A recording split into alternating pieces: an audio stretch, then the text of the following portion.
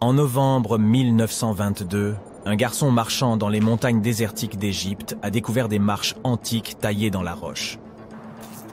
Par la suite, cette découverte est devenue l'une des plus grandes et des plus importantes découvertes archéologiques au monde.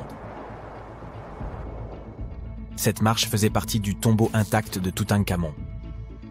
Les archéologues ont trouvé environ 5000 objets anciens, dont des bijoux, des tissus, des vases peints et des masques funéraires. Tu as probablement vu l'un d'entre eux.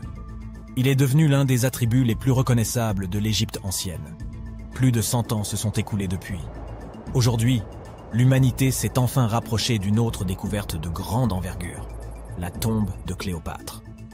Cette reine a été la dernière souveraine active du royaume ptolémaïque d'Égypte, qui a siégé sur le trône de 51 à 30 avant notre ère. Il existe de nombreux documents anciens sur Cléopâtre, son règne et sa personnalité hors du commun. Mais jusqu'à présent, personne n'avait découvert les secrets de son décès et de son lieu de sépulture. Kathleen Martinez, archéologue, étudie depuis des décennies les documents anciens et les temples autour d'Alexandrie et a conclu que la tombe de la reine devait se trouver sous la cité antique de Taposiris Magna, Tapusiris Magna, fondée en 280 avant notre ère.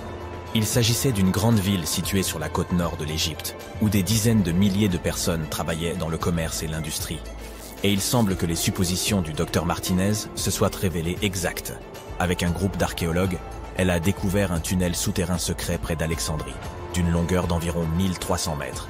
Il a été creusé dans la roche sous le temple de Taposiris Magna. Au cours des fouilles, ils ont trouvé de nombreux éléments qui indiquent que la tombe de Cléopâtre se trouve dans les profondeurs du tunnel. Il est également possible qu'elle y soit enterrée avec le commandant romain Marc-Antoine. Selon des documents anciens, Cléopâtre et Marc-Antoine s'aimaient et s'opposaient ensemble au Sénat romain, qui déclarait Antoine traître. Le fait que des catastrophes naturelles se soient produites sur le territoire de Taposiris Magna pendant des milliers d'années peut compliquer les fouilles. Des tremblements de terre et des inondations ont détruit la ville, et peut-être inondé ces tunnels souterrains. Mais les archéologues espèrent peu que l'ancienne tombe est restée intacte, et qu'elle cache de nombreux trésors et documents sur la vie royale de l'Égypte ancienne, sous le règne de la dernière dynastie. Il est possible que les fouilles se déroulent sous l'eau et dans la boue. Cela demandera beaucoup de temps et de moyens financiers, mais les archéologues sont sûrs que cela en vaut la peine. Quoi qu'il en soit, il est trop tôt pour affirmer que Cléopâtre est réellement enterrée à cet endroit, mais les scientifiques ont trouvé de nombreux objets dans le tunnel qui le confirment, notamment des pots en argile, des dizaines de pièces de monnaie à l'effigie de Cléopâtre et d'Alexandre le Grand, ainsi qu'un buste à l'effigie de la reine égyptienne. Cléopâtre reste l'une des personnalités les plus populaires d'Égypte, au même titre que Ramsès III et Toutankhamon. Elle a inspiré de nombreux films, peintures et livres. Mais qu'est-ce qui l'a rendue si populaire? Elle est devenue célèbre pour son inconstance. C'était une souveraine belle et intelligente qui a sorti l'Égypte de la crise et en a fait une puissance prospère. Les textes arabes médiévaux indiquent qu'elle connaissait la chimie, les mathématiques et la philosophie, et qu'elle a peut-être écrit plusieurs ouvrages scientifiques. Elle connaissait plusieurs langues et avait d'excellentes compétences diplomatiques. Par ailleurs, de nombreuses légendes affirment qu'elle était une femme fatale, qui rendait beaucoup d'hommes fous. Cependant, rien ne prouve que sa beauté était incomparable.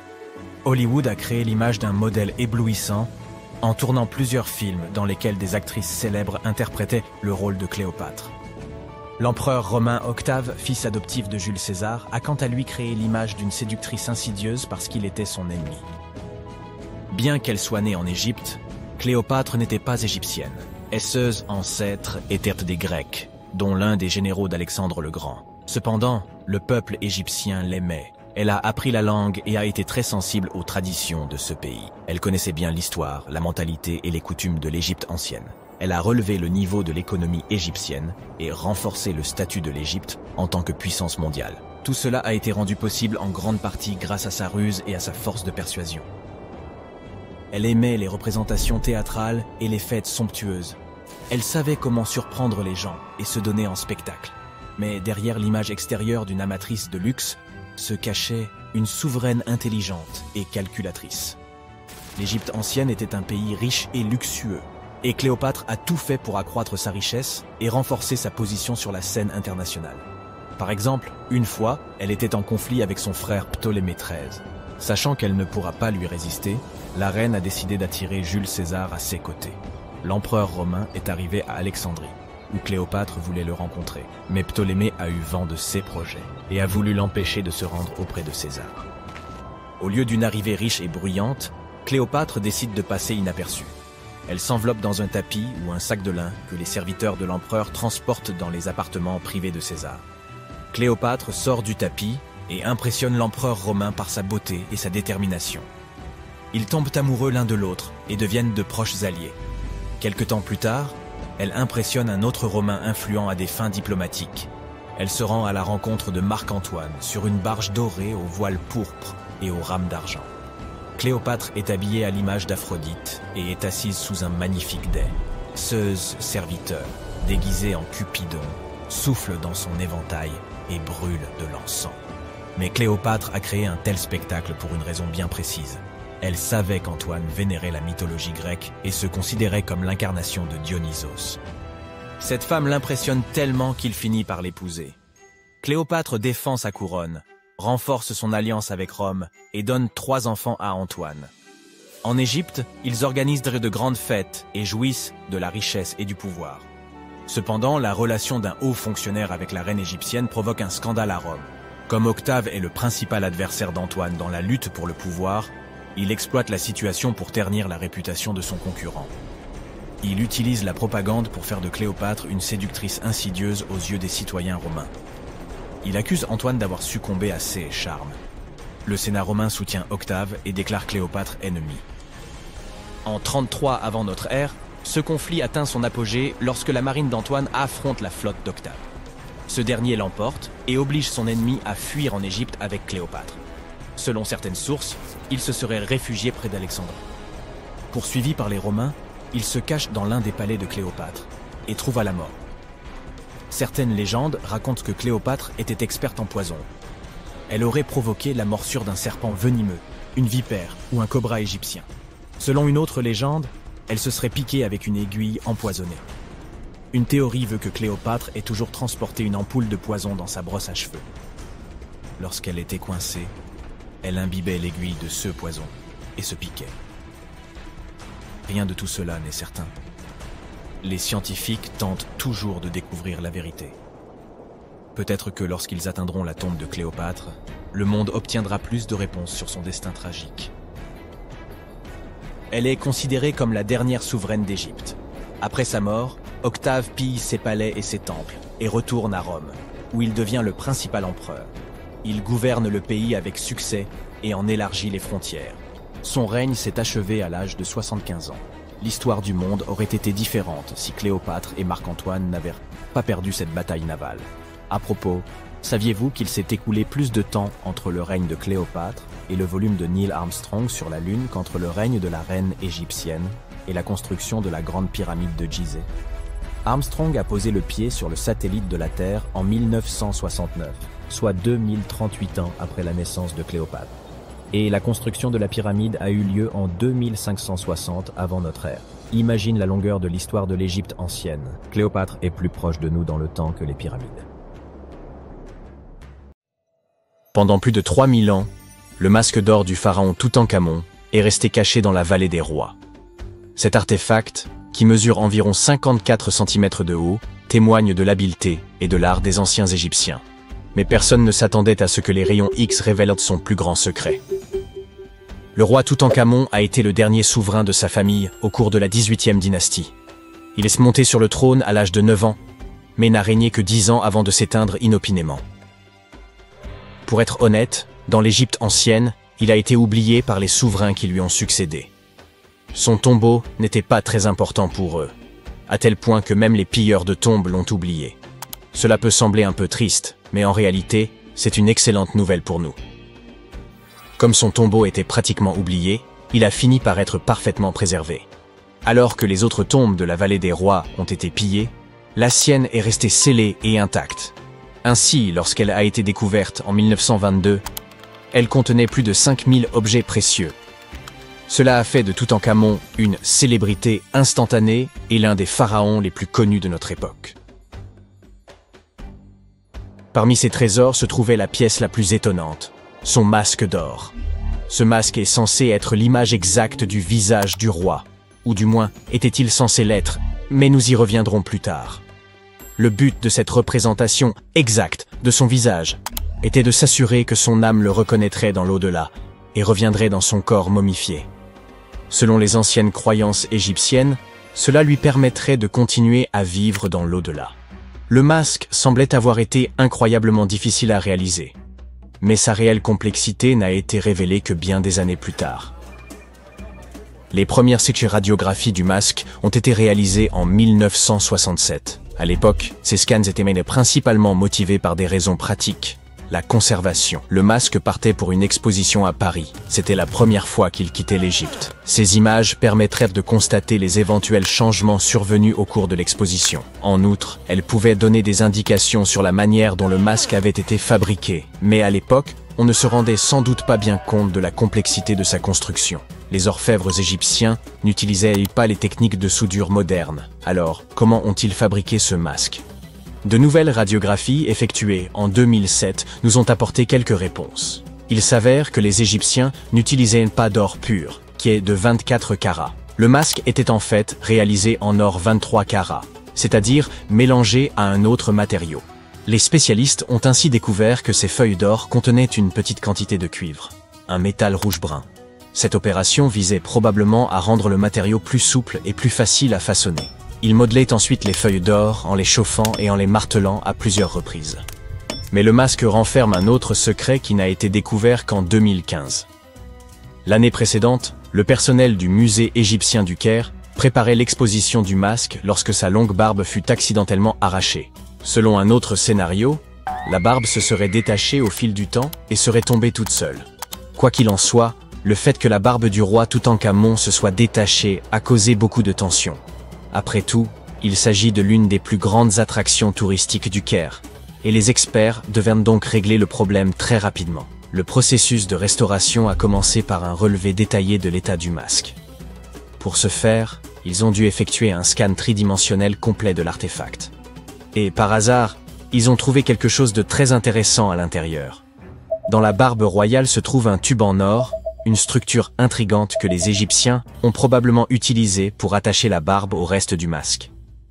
Cela prouve une fois de plus que le processus de fabrication de ce masque était encore plus complexe que ne le pensaient les experts. Mais les mystères ne s'arrêtent pas là. Vous vous souvenez que nous avons dit que le masque était censé représenter parfaitement le visage du roi Toutankhamon ? Ce n'est peut-être pas tout à fait vrai. Certaines théories populaires suggèrent que le masque n'a jamais été conçu pour lui, et qu'il a été fabriqué pour quelqu'un d'autre. Une étude publiée en 2015 suggère qu'il aurait initialement été confectionné pour une femme pharaon, sa belle-mère supposée, la célèbre et magnifique reine égyptienne Néfertiti. L'indice le plus probant provient d'une inscription sur le masque.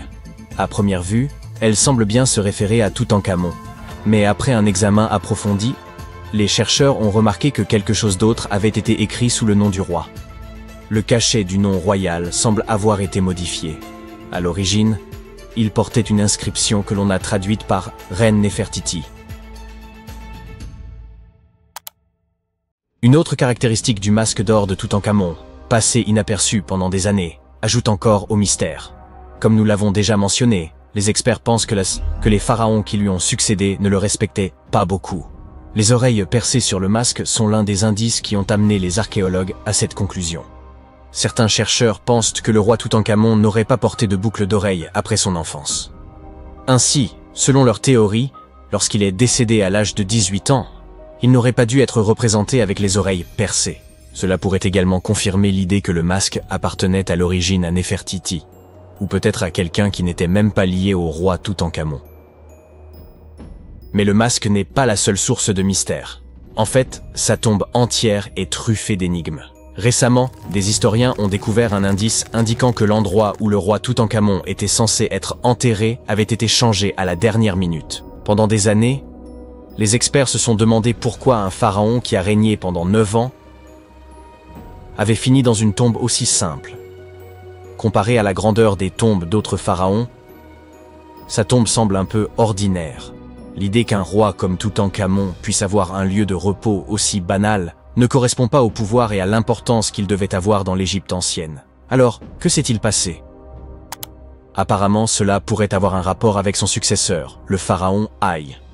Après la mort du roi Toutankhamon, les chercheurs pensent que Haï a fait en sorte de l'effacer de l'histoire de l'Égypte. Une théorie suggère donc qu'il est, probablement, à l'origine de la décision rapide de placer le corps du roi Toutankhamon dans une tombe plus petite et moins impressionnante. Lorsque les experts ont examiné la tombe d'Haï, ils ont trouvé quelque chose d'intéressant. Un grand mur recouvert de peintures représentant des babouins. Il s'agit du même type d'œuvre d'art que celle que l'on trouve dans la tombe de Toutankhamon.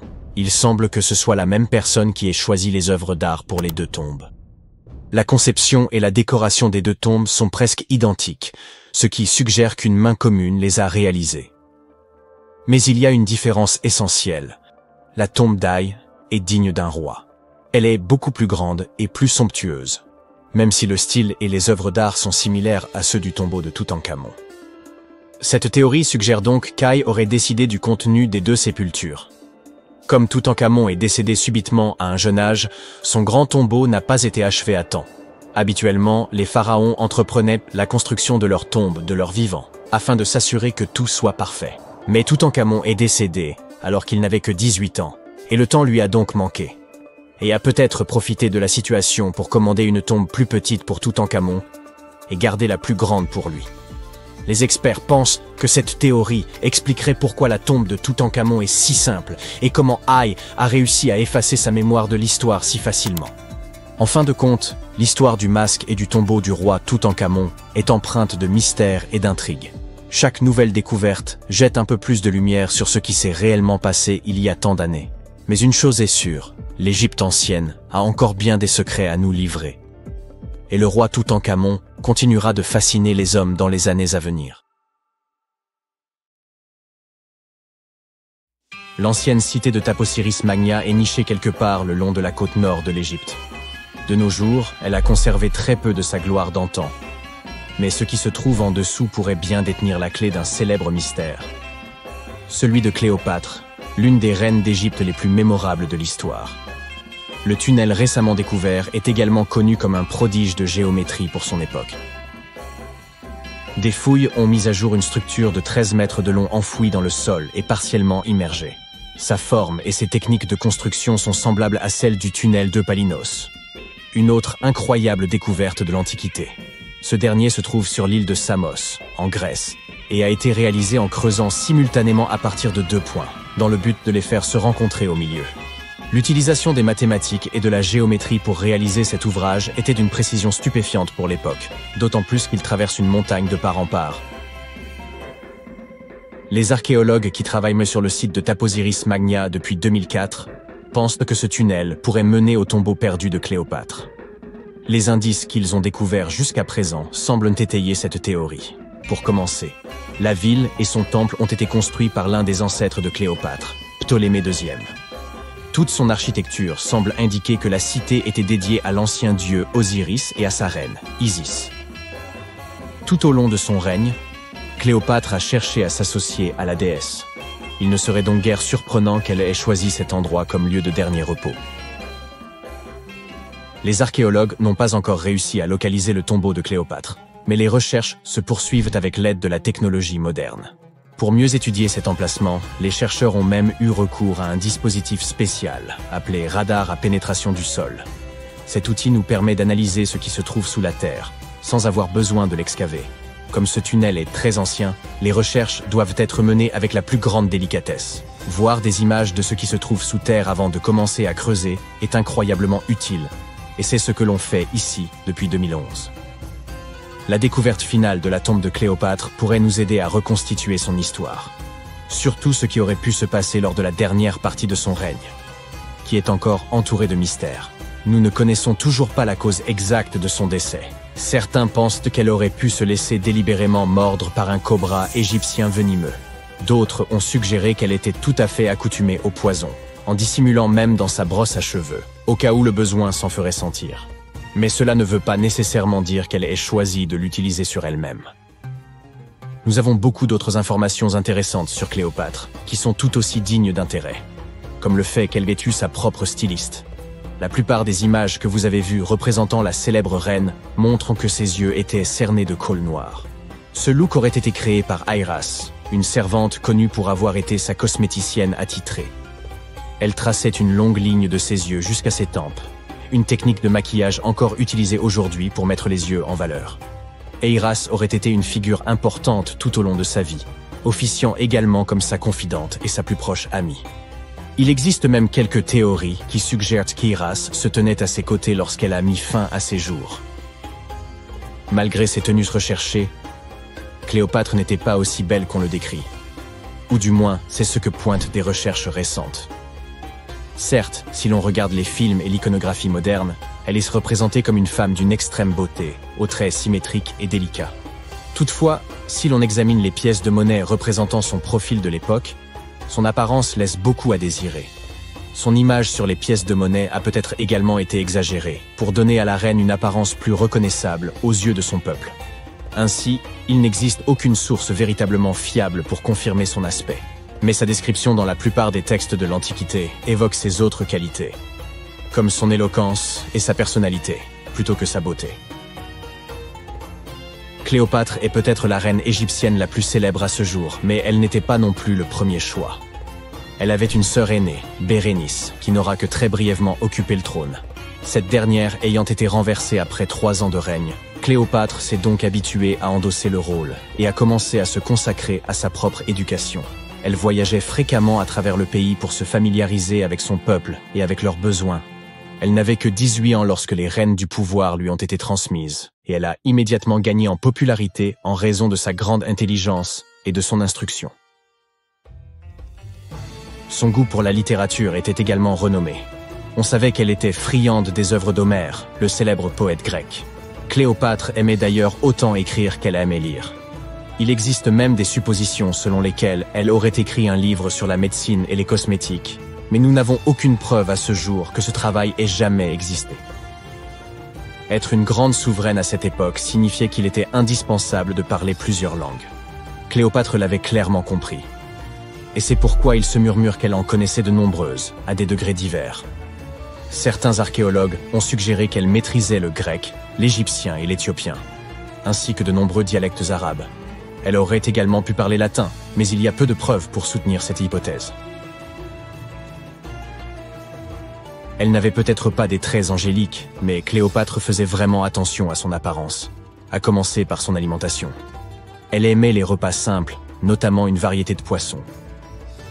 Étant donné qu'elle vivait près de la mer Méditerranée, ce n'est vraiment pas une surprise.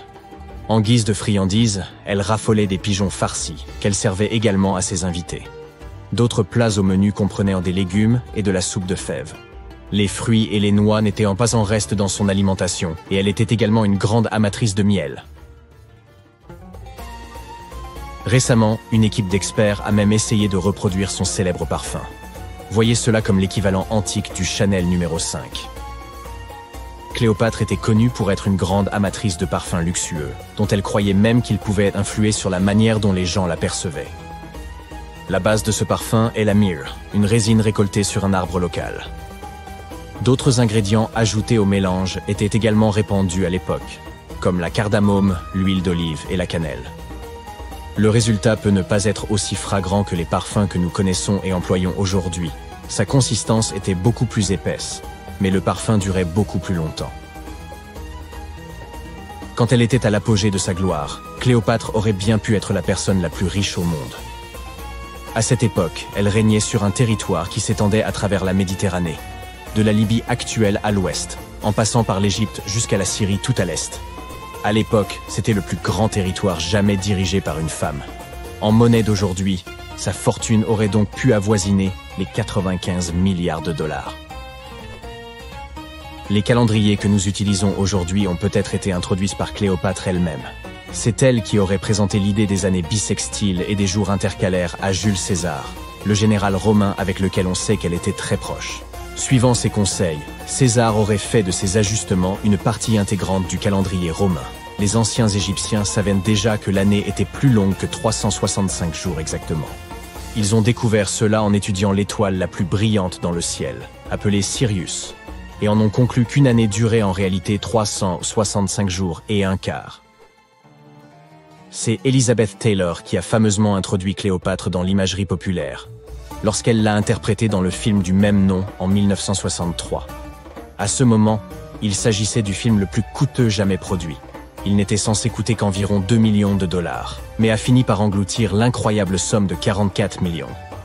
C'était principalement dû à des problèmes de scénario et de production. Pour réaliser ce film emblématique, les producteurs ont dû créer 79 décors de toutes pièces, ainsi que plus de 26 000 costumes pour le reste du casting. Rien que les costumes de Cléopâtre d'Elizabeth Taylor ont coûté environ 2 000 dollars. Heureusement pour les producteurs, le film a fait les gros titres et a été très bien accueilli par la critique, ce qui en fait un succès au box-office. Certains associent Cléopâtre à un autre célèbre souverain d'Égypte, le pharaon Toutankhamon. C'est une erreur. Car hormis le fait qu'ils aient en tous deux été des pharaons égyptiens, ils n'ont rien d'autre en commun. Pour commencer, Toutankhamon a vécu environ 1300 ans avant Cléopâtre. Et ils ne partageaient même pas la même ascendance. Cléopâtre avait des racines grecques macédoniennes, tandis que Toutankhamon était un Égyptien du pur souche. Les archéologues égyptiens ont récemment fait une découverte extraordinaire près du Caire. Roulement de tambour, s'il vous plaît. La momie la plus ancienne et la plus complète jamais mise au jour dans le pays. Cette momie, vieille de 4300 ans, a été trouvée dans un ensemble de tombes près de la pyramide à degré de Djéser, datant de l'ancien empire égyptien. Elle était recouverte de couches d'or. L'équipe a également découvert plusieurs autres tombes, dont une appartenant à un haut dignitaire égyptien et une autre à un gardien des secrets, qui présidait aux cérémonies. Une autre tombe intéressante était celle d'un scribe, qui contenait les plus grandes statues jamais découvertes dans la région. Ce vaste site funéraire abrite également plus d'une douzaine de pyramides et de lieux de sépulture. L'une des momies les plus célèbres au monde est probablement celle d'Hatshepsut. Elle a gouverné l'Égypte pendant environ 20 ans, érigé de nombreux édifices impressionnants et créé de nouvelles routes commerciales. Cependant, lorsque l'archéologue Howard Carter a découvert son tombeau dans la vallée des rois, son sarcophage était vide. Carter a néanmoins trouvé 2 cercueils dans une autre tombe, dont l'un appartenait à la nourrice d'Hatshepsut et l'autre à une femme inconnue. En 2006, une équipe de spécialistes a décidé d'enquêter pour déterminer si cette femme mystérieuse était la reine en personne. Ils ont découvert une molaire dans une boîte en bois portant le nom d'Hatshepsut, et lorsqu'ils l'ont comparée à la mâchoire de la momie, elle correspondait parfaitement. Ramsès II était un souverain des plus remarquables, mais c'est sa momie, plus encore que ses accomplissements, qui aura finalement marqué l'histoire. Ramsès est considéré comme le pharaon le plus puissant de toute l'Égypte, ayant régné durant pas moins de 6 décennies. Il a également vécu jusqu'à l'âge canonique de 90 ans, ce qui était tout à fait remarquable compte tenu de l'époque à laquelle il vivait. Ramsès II aurait eu plus de 100 descendants, parlé d'une famille nombreuse. À sa mort, son corps fut initialement enterré dans la vallée des rois, mais des pillards tentèrent de dérober les trésors de son tombeau. Ses successeurs, ne pouvant tolérer de tels actes, déplacèrent donc son corps vers un lieu tenu secret pour le protéger. Avance rapide jusqu'au XIXe siècle, quand la momie de Ramsès II fut découverte avec celle d'autres souverains et dignitaires. Cependant, elle n'était pas en très bon état. Les archéologues décidèrent donc de l'envoyer à Paris pour des soins appropriés. Le problème, c'est qu'il ne pouvait tout simplement pas être expédié vers un autre pays. La seule solution fut de donner à Ramsès II un passeport. Sa profession y était indiquée comme « roi », et le document comportait même sa photo. La plupart des momies ne sont pas nécessairement réputées pour avoir une peau très hydratée, mais celle d'une femme originaire de Chine et surnommée Lady Di prouve le contraire. Non, nous ne parlons pas de cette Lady Di, mais d'une marquise remontant à la dynastie Han, découverte dans un tombeau richement décoré en 1971. Grâce aux conditions particulières de son sépulcre, humidité et absence d'oxygène, son corps était presque parfaitement préservé. Sa peau était douce, ses cheveux impeccables, et elle était encore souple. Le musée qui expose aujourd'hui sa momie montre également une multitude d'objets luxueux enterrés avec elle, comme de la vaisselle et des instruments de musique. Les archéologues, en examinant la momie de plus près, découvrirent qu'elle était décédée d'une crise cardiaque vers l'âge de 50 ans. Bien qu'elle ait quitté ce monde depuis plus de 2000 ans, Madame Di continue de fasciner. La momie d'Ötzi, l'homme des glaces, fut découverte dans les Alpes en 1991. Les autorités autrichiennes pensèrent d'abord qu'il s'agissait d'un alpiniste moderne, tant il était bien conservé. Il s'avéra qu'il provenait en réalité de l'âge du cuivre. Grâce à l'étude de sa momie, retrouvée dans un col de montagne à plus de 3000 mètres d'altitude, nous en avons énormément appris sur la vie en Europe durant le Chalcolithique. Par exemple, nous savons qu'il était originaire d'Europe centrale et qu'il consommait régulièrement de la viande. Il souffrait également d'arthrite, de rétrécissement des artères et de troubles intestinaux. Mais il utilisait probablement l'acupuncture et des herbes médicinales pour traiter ses affections. Apparemment, il était aussi très habile de ses outils. Il les avait aiguisés quelques jours à peine avant sa mort prématurée. Peut-être anticipait-il des ennuis? Ou se préparait-il simplement pour une tâche de routine? Le roi Toutankhamon et son histoire figurent parmi les plus célèbres de toutes les momies d'Égypte. Ce pharaon est décédé à l'âge précoce de 19 ans, il y a plus de 3 millénaires, mais sa momie reste l'une des plus emblématiques au monde. Lorsque son tombeau a été ouvert en 1922, l'excitation était à son comble car il était encore intact, contrairement à de nombreux autres tombeaux royaux.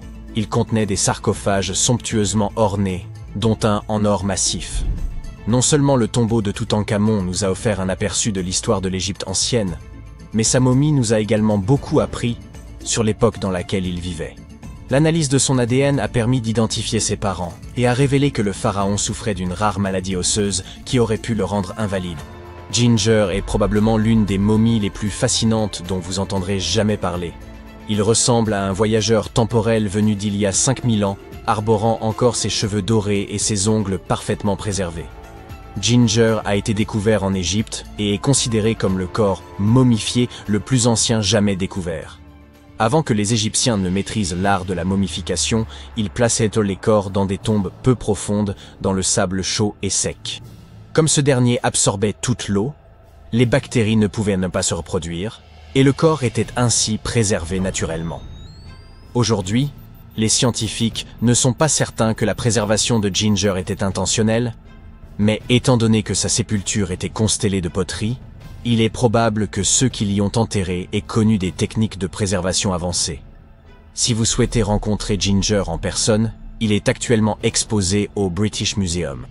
Un collectionneur d'art néerlandais a acquis une statue de Bouddha en Chine et a fait une découverte surprenante. Elle contenait une momie cachée à l'intérieur. Hélas, le corps était trop fragile pour être déplacé. Il a donc fallu le laisser sur place. La partie la plus impressionnante est que cette momie a plus de 1000 ans et qu'elle avait été exposée pendant 200 ans avant d'être enfermée dans cette statue. Lorsqu'ils en ont effectué la tomographie, les scientifiques ont découvert que la momie était remplie de morceaux de papier couverts d'écriture. Les experts pensent qu'il aurait pratiqué l'automomification, un processus radical impliquant un régime alimentaire particulier et un thé qui rend le corps moins susceptible aux bactéries. Seules quelques personnes pouvaient accomplir ce rituel, et celles qui y parvenaient étaient profondément respectées. Peu de reines égyptiennes ont autant intrigué les scientifiques et les historiens que la sublime Néfertiti. Si l'on en croit ses effigies, elle était renommée pour son cou élancé, ses grands yeux et ses pommettes saillantes. Son nom se traduit d'ailleurs par « La belle est venue ». Si ça ce n'est pas de la prédestination. Bien qu'elle ne fût pas pharaon elle-même, Néfertiti a tout de même réussi à laisser une empreinte durable. Les archives suggèrent qu'en tant qu'épouse royale, elle était extrêmement influente. En raison de son pouvoir, elle était certes admirée, mais s'était également fait de nombreux ennemis tout au long de sa vie. Elle était également liée à Toutankhamon, mais pas par le sang. Il s'agissait de sa belle-mère. Jusqu'à présent, sa momie n'a toujours pas été identifiée, mais cela pourrait bientôt changer. Un égyptologue, qui a fouillé des tombes dans la vallée des rois, a découvert 2 momies qu'il pense être celles de Néfertiti et de sa fille. Selon les spécialistes, nous pourrions bientôt obtenir une réponse définitive quant à l'identité de ces 2 dépouilles. Si l'une d'elles s'avère être Néfertiti, nous pourrions être en présence d'une découverte majeure. L'analyse ADN et la tomographie de la momie pourraient nous offrir l'image la plus complète et précise de la reine que nous ayons jamais vue. Il est incroyable de penser que nous n'avons fait qu'effleurer la surface de ce qui se cache en dessous de l'Égypte moderne. Néfertiti a régné sur l'Égypte pendant une période de grande puissance et de prospérité. Mais est malheureusement décédée au cours d'une période de troubles qui ont conduit à la perte de son site funéraire. Qui peut vraiment prédire où elle se trouve aujourd'hui? Contrairement à de nombreux autres sites funéraires de l'Égypte ancienne, la tombe du roi Toutankhamon est restée cachée. à l'abri des voleurs, pendant près de 3000 ans. L'une des raisons était que cette tombe était plus petite que la moyenne, et qu'elle était dissimulée dans le site de la Vallée des Rois. Cette région était déjà abondamment explorée au moment où l'on est tombé par hasard sur l'emplacement de la tombe du pharaon. L'entrée était complètement ensevelie sous les débris provenant de la construction d'une tombe voisine, ce qui a dû également aider à préserver son secret. Il n'y avait pas non plus la moindre inscription à l'extérieur de la tombe. Le passage du temps aura également joué un rôle dans son remarquable état de préservation jusque dans les années 20, lorsqu'un dénommé Howard Carter y est finalement parvenu. Mais Carter était-il un héros pour autant? Des découvertes récentes suggèrent qu'il aurait pu être moins honnête qu'on a pu le penser. Carter n'était pas seulement considéré comme un chasseur de trésors renommé, c'était un véritable archéologue. Il s'était, bien avant Toutankhamon, plongé dans la quête d'artefacts égyptiens. Il avait découvert son intérêt pour ces objets insolites dès l'enfance et avait rapidement commencé à reproduire les sculptures et les inscriptions découvertes dans les tombes anciennes. Après avoir découvert les restes du roi Toutankhamon, Carter aura passé près d'une décennie à traiter et consigner toutes sortes d'objets, comme des trônes en or, des chars et des statues provenant de la tombe, les expédiant le long du Nil vers le musée égyptien du Caire. Du moins, c'était là l'histoire officielle. Des découvertes plus récentes affirment que tous ces objets n'auraient même pas été remis aux officiels égyptiens. Une lettre retrouvée semble révéler ce qui fut la politique de Carter. 10 pour eux et 1 pour moi. Et 1. La lettre en question avait été envoyée à Sir Alan Gardiner, philologue et ami de Carter, et datait de 1922. Dans ses écrits, Carter mentionnait avoir découvert la tombe et demandait à son ami quelques conseils. Dans une autre lettre de 1934, Gardiner semblait remercier Carter pour un amulette qui lui aurait été envoyé comme cadeau de remerciement. Carter insistait sur le fait qu'elle ne provenait pas de la tombe de Toutankhamon, mais manifestement, c'est bien de là que venait. Le directeur britannique du musée égyptien était lui-même au courant des manigances de Carter, mais ne pouvait pas les prouver. Il a comparé l'amulette de Gardiner avec d'autres qui provenaient de la tombe de Toutankhamon, et aux surprises, elles se ressemblaient à s'y méprendre. Gardiner était tellement embarrassé d'avoir été mis dans une situation si délicate qu'il s'est plaint à Carter dans une autre lettre. En bon ami, Gardiner a préféré ne pas jeter l'opprobre sur le célèbre archéologue. À la place, il a conseillé à Carter de restituer ses objets volés au Caire, tout comme il vous conseillerait de donner un coup de pouce cette vidéo et de vous abonner à la chaîne pour plus de vidéos incroyables sur les secrets les plus pharaoniques de l'histoire. Ce n'est pas le seul élément louche concernant le comportement de Carter après la découverte. En 1947, un dénommé Alfred Luca, qui avait travaillé aux côtés de l'archéologue controversé, a livré des informations dans une obscure revue Kérot. Il affirmait que Carter avait discrètement forcé la porte de la chambre funéraire par lui-même. Après quoi, il l'avait refermée comme si de rien n'était avant d'officialiser la découverte. Pourquoi aurait-il fait cela? Eh bien, la même théorie suggère que Carter et son équipe auraient pu pénétrer dans la tombe plus tôt afin de faire main basse sur quelques trésors anciens. Bien entendu, ces gens ne pouvaient pas risquer de revendre de tels objets de leur vivant, mais s'assureraient qu'ils soient vendus aux enchères après leur décès. Carter n'a cependant jamais rien avoué. Il n'a pas émis de démenti officiel non plus. Mais le gouvernement égyptien ne pouvait pas risquer d'autres disparitions inexpliquées. On lui a donc interdit l'accès à la tombe pendant un certain temps. Certains ont associé ces disparitions à la malédiction du roi Toutankhamon. Si vous n'en avez jamais entendu parler, sachez que cette histoire effrayante a passionné les foules peu après la découverte de la sépulture du pharaon. On prétendait que quiconque interférait avec la tombe du jeune roi serait poursuivi par la malédiction. Ce n'est pas aussi spectaculaire qu'une momie se lançant après vous, mais il se murmure que tous ceux qui ont perturbé la demeure de Toutankhamon ont rencontré des fins aussi mystérieuses que prématurées. Le décès le plus remarquable lié à cette prétendue malédiction est celui de George Herbert, le 5e comte de Carnarvon. C'est cet aristocrate britannique qui avait financé la quête de cette tombe, et il est décédé juste un an après l'ouverture du caveau. Aujourd'hui, les gens aiment y voir un grand mystère. Mais il se trouve qu'Herbert était déjà en très mauvaise santé lorsqu'il est parvenu au Caire et qu'il a fini par succomber à une maladie commune. Maintenant, parlons chiffres. Beaucoup de monde s'est trouvé lié à l'ouverture de ce tombeau. Des gardes de sécurité, des archéologues et quantité d'ouvriers. Et certes, quelques-uns d'entre eux sont morts peu après que le tombeau a commencé à recevoir des visiteurs. Mais aussi attrayante que soit cette malédiction dans notre récit, statistiquement, si vous avez un groupe de personnes impliquées dans l'ouverture d'une tombe, vous devriez vous attendre à quelques décès, simplement du fait du hasard. La durée de vie moyenne de tous ceux qui auraient été frappés par l'ancienne malédiction était de plus de 20 ans après que le sort se soit abattu sur eux. La fille d'Herbert a même vécu jusque dans les années 80, soit 50 ans plus tard. Et Howard Carter lui-même a vécu jusqu'en 1939, soit 16 ans après la grande découverte.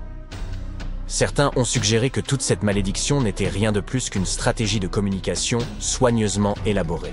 Lorsque la tombe de Toutankhamon a été découverte, Howard Carter était soucieux d'en tenir les journalistes à l'écart. Ainsi, il aurait pu inventer une malédiction pesant sur quiconque se serait approché de la sépulture du jeune roi. Mais qu'a-t-on bien pu dérober dans la tombe de Toutankhamon? Eh bien, pour commencer, quelques bijoux. Ils pourraient avoir été volés par Howard Carter lui-même, selon un spécialiste français, qui a mené une recherche approfondie en examinant de vieilles photos prises à l'intérieur de la tombe dans les années 20. Il a comparé ces images à celles de divers objets provenant de musées et de ventes aux enchères, et il s'est rapidement mis à retracer l'itinéraire de certains des bijoux de Toutankhamon. Tout d'abord, il y a ce collier, qui ornait autrefois la poitrine du pharaon. Il était brisé en plusieurs morceaux, et certaines parties ont été envoyées via Carter au musée Nelson Atkins du Missouri. Pendant ce temps, d'autres morceaux ont été réarrangés en collier par des gens qui ont tenté de le vendre aux enchères en 2015, mais sans succès. Le musée Nelson Atkins lui-même ne nie pas les faits, puisqu'il confirme l'information sur son propre site web. Et puis, il y a la fameuse coiffe de Toutankhamon. Quelques perles de celle-ci auraient également été volées par Carter. Elles ont ensuite été enfilées pour former un nouveau collier, qui est aujourd'hui conservé au musée d'art de Saint-Louis. Un autre collier élégant, fait de céramique émaillée, a passé un certain temps au Metropolitan de New York. Heureusement, il a été renvoyé en Égypte il y a un peu plus d'une décennie. Il semble qu'il ait été, comme on pourrait s'y attendre, également volé par Carter. Malgré les articles manquants, la tombe de Toutankhamon a tout de même révélé une multitude d'objets incroyables, qui nous ont permis d'en apprendre davantage sur cette culture ancienne. Commençons par le célèbre masque funéraire. Il s'agit d'un énorme ouvrage en or de 53 cm de diamètre, orné de pierres semi-précieuses et de pattes de verre. Il pèse 10 kg et représente le jeune pharaon avec une longue barbe postiche et une coiffe surmontée d'un cobra et d'un vautour. Au dos, un sortilège tiré du livre des morts était censé assurer son passage dans l'au-delà. Toutankhamon était apparemment aussi passionné de jeux de société, notamment de sonnettes. On en a retrouvé 4 dans sa tombe, dont certains en ivoire. Les archéologues ont également trouvé une paire de sandales en or, bien qu'on imagine qu'elles aient été davantage pour l'apparat que pour le confort. En fait, le pharaon ne les a probablement jamais portées de sa vie.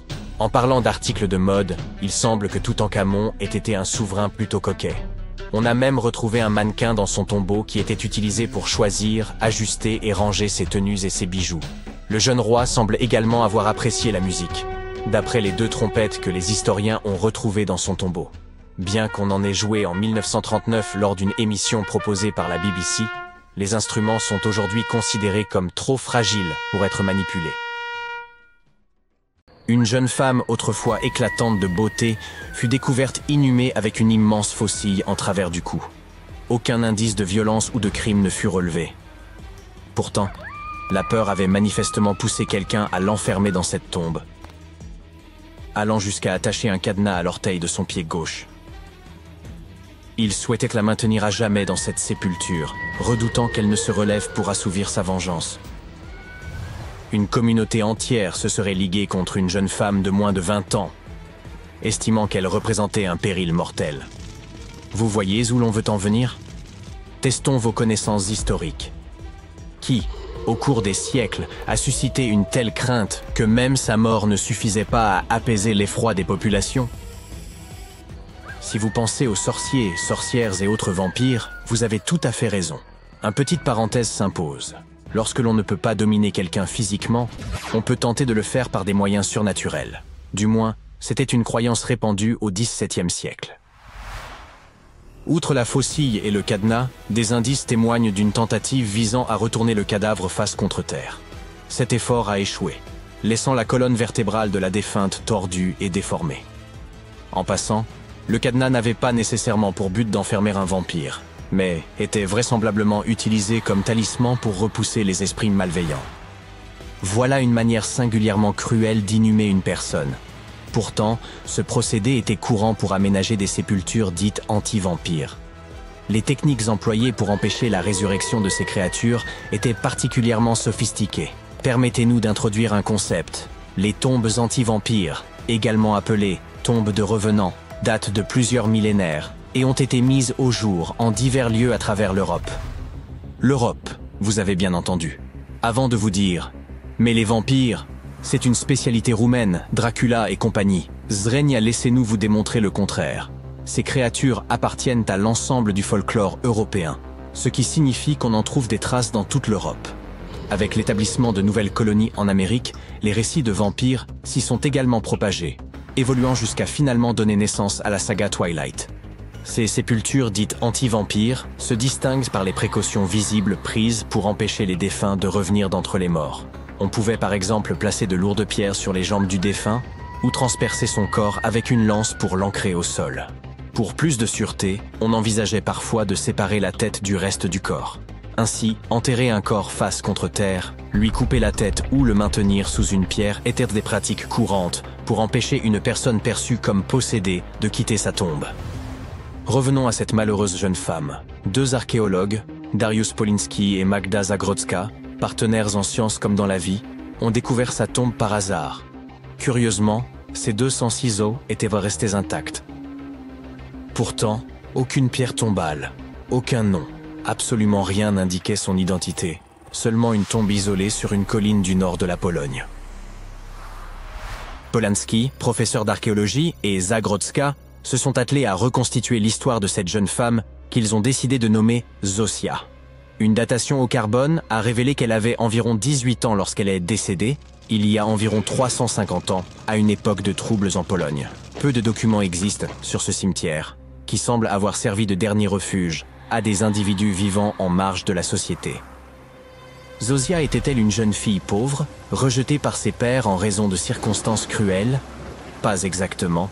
En approfondissant leurs recherches, les archéologues ont découvert des indices suggérant qu'elle appartenait à une famille aisée. Sa sépulture renfermait une coiffe sophistiquée et la soie fine, ainsi que les fils d'argent et d'or qui l'ornaient, laissaient entendre qu'il s'agissait d'un couvre-chef raffiné. Ces éléments indiquent qu'elle jouissait d'un certain statut ou d'une position privilégiée. La façon dont elle a été enterrée reflétait clairement son statut de marginal au sein du village de Piègne. Sa présence y était peut-être indésirable, ce qui expliquerait l'accusation de vampirisme, renforcée par la manière brutale dont elle a été forcée dans sa tombe et maintenue captive. En étudiant la structure de son crâne et en extrayant l'ADN de ses ossements, les scientifiques ont pu reconstituer une image possible de son visage. Les spécialistes ont patiemment sculpté la l'effigie de Zosia en utilisant de l'argile sur un modèle imprimé en 3D de son crâne, une démarche qui s'est avérée profondément émouvante. Ils ont souligné que, bien qu'ils réalisent souvent des reconstructions faciales, ils visaient ici également à lui rendre une part de dignité. Grâce à ces trois techniques, analyse ADN, impression 3D et modelage à l'argile, l'équipe a redonné un visage à Zosia, disparue depuis 4 siècles, mettant ainsi en lumière l'histoire humaine cachée derrière ses croyances surnaturelles. Ironique, n'est-ce pas? D'abord, tout avait été fait pour effacer son visage du souvenir collectif et l'empêcher de revenir un jour. 400 ans plus tard, on s'est employé à la ramener à la vie. Aujourd'hui, son portrait se trouve partout sur Internet. Mais les visages de ceux qui l'ont enterré resteront pour toujours inconnus. Hélas, ce projet de reconstruction ne permet qu'un lien visuel avec Zosia, tandis que son véritable récit demeure un mystère.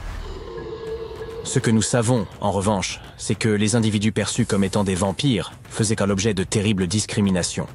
Une rumeur prétendait même que ces créatures affamées enlevèrent des humains pour étancher leur soif. Mais examinons cette idée sous un angle mathématique pour démontrer l'absurdité de cette légende et prouver que Zosia n'en faisait pas partie.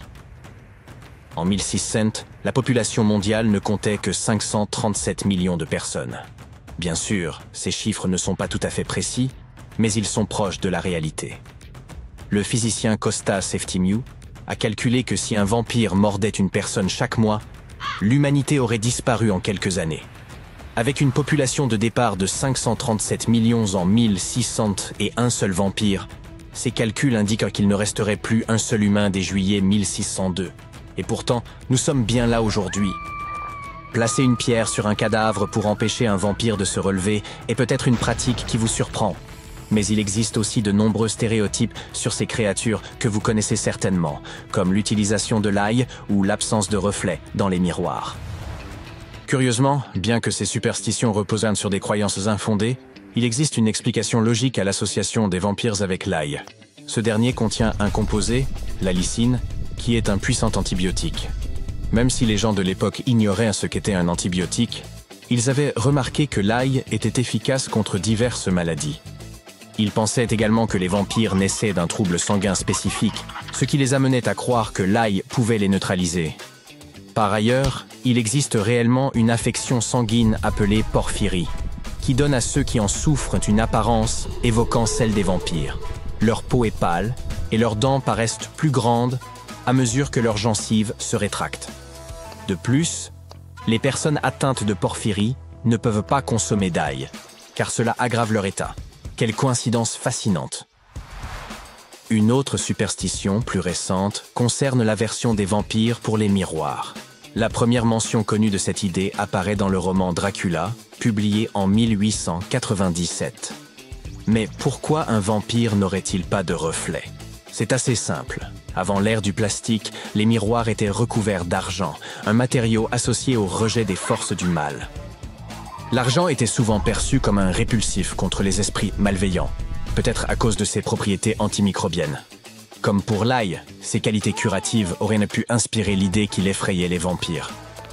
Une autre explication possible de cette superstition est que des affections telles que la porphyrie ou la rage, souvent confondues avec le vampirisme, altéraient l'apparence des malades. Ces derniers évitèrent peut-être de se regarder dans un miroir à cause de ces changements, ce qui a pu nourrir l'idée que les vampires fuyaient leur propre reflet. Et si jamais vous croisez un vampire que ces méthodes ne dissuadent pas, voici une astuce supplémentaire. Demandez-lui de compter. Cela peut être des grains de riz, des haricots ou même les mailles d'un filet de pêche, si vous en avez un sous la main. Les vampires, paraît-il, sont obsédés par les chiffres, ce qui les détournera de leur objectif jusqu'au lever du soleil. Et on sait bien que les vampires n'apprécient guère la lumière du jour. Ironiquement, de toutes les marionnettes du 1 rue Sésame, c'est le conte vampire qui nous apprend à compter. Il fait nuit, et tu t'apprêtes à pénétrer dans la dernière demeure du pharaon Toutankhamon. Tu n'as pas de torche, mais tu t'es au moins muni d'une lampe de poche. Tu descends plusieurs étages, et tu remarques que les murs sont gravés de hiéroglyphes et de ce qui ressemble à un sort. Le sort dit « Ceux qui emporteront quoi que ce soit de cet endroit seront maudits ». Même si tu n'y crois pas vraiment, ça te fait un peu peur. Tu trouves une énorme porte en pierre. Est-ce un piège? Tu réussis à l'ouvrir, mais non, derrière, la salle est vide. Tu consultes ta carte. Il semble que tu suives la bonne direction. Au bout de plusieurs heures, tu comprends que tu es pris au piège dans un labyrinthe. Tu essayes de revenir sur tes pas, mais tu ne trouves plus la porte par où tu es entré. Ça y est, te dis-tu, tu es tombé dans le piège du pharaon. Et tu n'as rien apporté à manger. Nous avons tous vu des films hollywoodiens dans lesquels le personnage principal explore des ruines et se trouve confronté à des pièges très dangereux, n'est-ce pas? On nous a répété que la royauté égyptienne protégeait ses dernières demeures à l'aide de scorpions et de serpents venimeux, de portes coulissantes qui vous emprisonnent à vie et d'immenses rochers qui écrasent tous ceux qui se trouvent sur leur chemin. Mais ces pièges étaient-ils vraiment réels? Je regrette d'avoir à te l'annoncer, mais il ne s'agit que de fiction. Ces pièges sont trop complexes techniquement pour que des civilisations anciennes aient pu les concevoir. Mais ça ne veut pas dire qu'il n'y avait pas de pièges du tout. Les civilisations anciennes, comme celles des Égyptiens et des Mayas, construisaient des monuments qu'elles dédiaient à leurs grands morts. Ces structures témoignaient souvent de la position qu'occupait la personne dans la société. Ainsi, pour les personnes vraiment importantes, les VIP de leur époque, on bâtissait d'immenses monuments qui abriteraient leurs dépouilles longtemps après leur disparition. Certaines de ces civilisations croyaient que la vie se poursuivait de l'autre côté du voile. C'est pourquoi on enterrait les gens avec leurs possessions. S'ils étaient riches et puissants, les sépultures étaient remplies d'or et de richesses. Imagine maintenant que tu vives en Égypte ancienne. Tu sais exactement où se trouvent tous les tombeaux des pharaons et tu as entendu des rumeurs sur les grandes richesses conservées dans ces lieux. Peut-être serais-tu tenté d'aller y jeter un coup d'œil? Il s'agit de grandes salles remplies du sol au plafond d'objets d'or, de bijoux et même d'argent. C'est vrai, c'est tentant. Et comme il n'y avait pas de gardien pour protéger l'entrée de ces lieux, les Égyptiens devaient faire preuve d'imagination pour préserver ces trésors. Les pièges étaient une solution très pratique. On construisait par exemple des salles vides à l'intérieur des monuments afin de confondre les voleurs. Examinons la dernière demeure d'Amenhotep III. Elle fut construite dans la ville de Luxor, dans un wadi secondaire de la vallée des rois. 2 ingénieurs français ont découvert le monument entre 1905 et 1914. Cette structure est immense et comporte plus de 10 salles reliées entre elles par de longs couloirs et de raides escaliers. La salle du roi est la mieux dissimulée et avant de la trouver, un étranger sera perdu plusieurs fois dans ce sombre dédale. D'autres pharaons ont tenté de protéger leurs richesses en faisant construire des monuments dont les faux planchers dissimulaient des trous d'une profondeur pouvant aller jusqu'à 6 mètres. Les visiteurs indésirables étaient ainsi découragés dans leurs recherches en voyant s'ouvrir le sol en chemin vers la chambre du roi. Outre les faux planchers, ils excellaient à construire de véritables labyrinthes de couloirs et de fausses murailles. Et les voleurs pouvaient mettre des heures avant de trouver la riche sépulture. Quant aux serpents venimeux, il est probable qu'ils soient venus d'eux-mêmes s'installer dans les fosses de ces monuments. Et sans doute ne restaient-ils pas très longtemps. Comment ces reptiles auraient-ils pu survivre des années durant sans nourriture dans cet obscur intérieur? Oui, il s'agit donc bien encore d'une légende inventée par Hollywood. Si ces pièges te paraissaient ennuyeux, les archéologues ont trouvé un moyen de dissuasion intéressant dans la dernière demeure de la Reine Rouge de Palenque, au Mexique. Palenque était l'une des puissantes cités mayas du Mexique précolombien. On pense que la Reine Rouge était la grand-mère du dernier roi maya. Sans aucun doute, une personne d'une grande importance pour l'Empire. En son honneur, un immense monument fut construit pour conserver son corps après sa mort. La découverte de la tombe elle-même a été un véritable événement. Les archéologues ont trouvé un ancien monument en creusant sur le site en 1994. Ils ont d'abord vu une salle avec une porte cachée. Une fois la porte ouverte, ils ont découvert un long couloir. Enfin, au bout de ce couloir, se trouvait la chambre de la reine. Les archéologues étaient impatients de mettre au jour cette salle contenant la momie de la reine. Elle était entourée de perles, de coquillages de jade et de pierres précieuses. Mais en explorant les vestiges, l'équipe a remarqué quelque chose d'assez étrange. La pièce était couverte de poudre rouge. Les chercheurs connaissaient l'importance de cette couleur pour le peuple maya et savaient qu'ils s'en servaient pour décorer leurs vêtements et leurs bâtiments.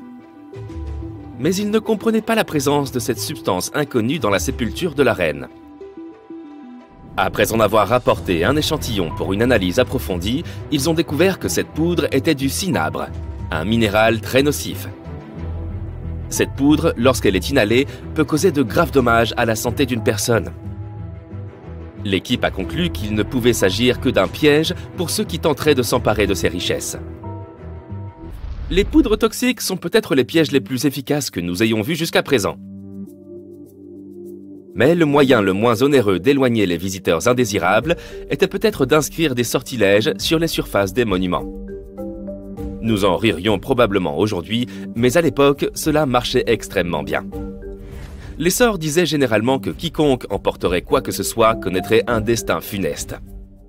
Certaines formules promettaient aux voleurs qu'ils perdraient leur maison dans de grands incendies ou de terribles inondations, d'autres que les malfaiteurs auraient des problèmes de santé incurables. Mais rien de tout ça n'a suffi à dissuader les pilleurs. D'étranges histoires semblent attester de la réalité de ces sortilèges. L'une d'entre elles est celle du célèbre égyptologue britannique Howard Carter, responsable de la découverte de la tombe du pharaon Toutankhamon dans les années 1920. Après des mois de fouilles infructueuses, Carter a découvert cette sépulture par hasard. Il a trouvé l'entrée d'un escalier sous le sol dans lequel il creusait depuis des mois. Aidé d'une équipe, il a dégagé les amas de sable qui en bloquaient l'entrée et a découvert une porte. Plusieurs symboles étaient gravés sur celle-ci. Et Carter savait que cela ne pouvait que signifier qu'une personne très importante avait été enterrée à cet endroit. Et il avait raison. À l'aide de son burin, il fit un trou dans le coin supérieur gauche de la porte en s'éclairant à la flamme d'une bougie. Il n'en croyait pas ses yeux. Devant lui, de nombreux objets d'or ainsi que des joyaux brillaient de tout leur feu. Carter venait de découvrir la dernière demeure de Toutankhamon, perdue depuis 3000 ans. Mais l'histoire ne s'arrête pas là. Cette découverte s'accompagna d'une série d'événements malheureux qui portent à croire qu'un sort avait été jeté. Quelques années plus tard, Carter mourut mystérieusement. Et certains de ses assistants perdirent leur maison dans des inondations, tout comme l'une des formules le promettait. Certaines personnes croient qu'il s'agit de simples coïncidences, car il n'y a aucune preuve du lien entre ces différents événements. Et toi, qu'est-ce que tu en penses? Était-ce un bon piège après tout? Lorsqu'on entend le mot « momie », ça donne parfois froid dans le dos. En effet, la plupart d'entre nous associent ce mot à ces personnages effrayants que nous avons vus dans des films d'horreur. En réalité, les momies nous ont permis de comprendre beaucoup de choses sur les civilisations anciennes, sur ceux qui les gouvernaient, et sur la façon dont les gens vivaient la perte de leurs proches. Les Égyptiens de l'Antiquité, qui croyaient qu'une certaine forme d'existence après la mort était possible si certaines conditions étaient respectées, sont le peuple le plus connu au monde pour ses momies. Ceux-ci préservaient effectivement les corps humains par le biais du processus de momification et plaçaient les momies dans des tombeaux équipés, un peu comme s'il s'agissait d'appartements. Pourquoi ce peuple y croyait-il? Eh bien, parce que la plupart étaient profondément liés à leur environnement naturel. Les Égyptiens étaient pleinement conscients des cycles naturels autour d'eux, comme le lever du soleil chaque jour ou de la lune la nuit, mais aussi de la façon dont la vie renaissait des plantes dans un cycle perpétuel, même avoir fané. Ils croyaient également que le puissant esprit Osiris, qui représentait le cycle de la disparition et de la résurrection, jouait un rôle dans ce processus. Pour se préparer à l'au-delà, les Égyptiens de l'Antiquité suivaient certains rituels, comme la momification, qui consistait à utiliser des éléments aussi variés que le miel, les résines, ou encore l'encens pour préserver les corps. Aucune momie n'est plus célèbre que celle du roi Tut, Toutankhamon. Ce jeune pharaon régna sur l'Égypte il y a plus de 3000 ans. Un problème majeur lors de la découverte des tombes royales, et que la plupart ont déjà été pillées au moment où on les retrouve. Le peuple savait que les souverains laissaient de nombreux objets de valeur à leur côté après leur mort, ce qui rendait ces lieux de sépulture vulnérables face aux voleurs. Étonnamment, lorsque la tombe du roi Tut fut ouverte en 1922, les gens se réjouirent, car elle n'avait pas été volée à l'instar de beaucoup d'autres tombes royales. C'est dire à quel point elle était bien cachée. À l'intérieur, sa momie était enfermée dans 3 cercueils au total, dont un en or. Les objets trouvés dans sa tombe furent très révélateurs de ce qu'était l'Égypte antique. L'étude de sa momie nous a également permis d'en savoir plus sur la culture et les pratiques en vigueur à l'époque où il est décédé. Enfin, les recherches liées à son ADN nous ont conduit à obtenir des informations sur sa famille. En outre, les scientifiques purent découvrir qu'il avait, par exemple, souffert de la maladie appelée le paludisme et d'un problème au pied susceptible de l'avoir gêné lorsqu'il marchait. Ramsès II est un autre pharaon égyptien qui a régné pendant 68 ans, ce qui n'était pas rien à l'époque. Il est connu pour ses campagnes militaires d'expansion et ses réalisations architecturales. De nombreuses preuves datant de son règne existent encore aujourd'hui, notamment une grande statue à son effigie. Ramsès II mesurait environ 1,80 m et a vécu jusqu'à l'âge de 90 ans. Après avoir examiné sa momie, les scientifiques conclurent qu'il souffrait peut-être d'une maladie affectant sa colonne vertébrale. Vous vous souvenez des voleurs que j'ai évoqués plus haut? C'est probablement à cause de ces derniers que Ramsès II termina dans le cercueil ordinaire d'une collection secrète de momies royales à Deir el-Bahari, qui a été redécouverte en 1881. Heureusement, les archéologues purent l'identifier, car ses voyages avaient été consignés sur ce qui l'enveloppait. Le processus de momification était très fastidieux. En effet, dans l'Égypte antique, la momification pouvait durer jusqu'à 70 jours. Une personne dédiée prononçait un discours très spécifique, tout en manipulant délicatement le corps et en le séchant à l'aide d'une sorte de sel appelé natron. On utilisait également du lin et de la résine pour que le corps paraisse plus vivant et pour l'envelopper dans un tissu. La tombe était tout aussi importante que la momification pour les Égyptiens de l'Antiquité. Les parois de la tombe du roi Tut, par exemple, étaient ornées d'œuvres d'art complexes représentant son voyage dans l'au-delà, depuis sa procession funéraire jusqu'à son passage aux enfers. Les Égyptiens antiques pensaient que tout le monde faisait ce voyage après sa mort et remplissaient donc les tombes d'objets et de peintures pour aider les défunts au cours de leur voyage spirituel. En outre, les murs de la tombe étaient décorés de formules tirées d'un livre spécial qui contenait une série de poèmes dont les Égyptiens pensaient qu'ils aideraient les gens à atteindre l'au-delà.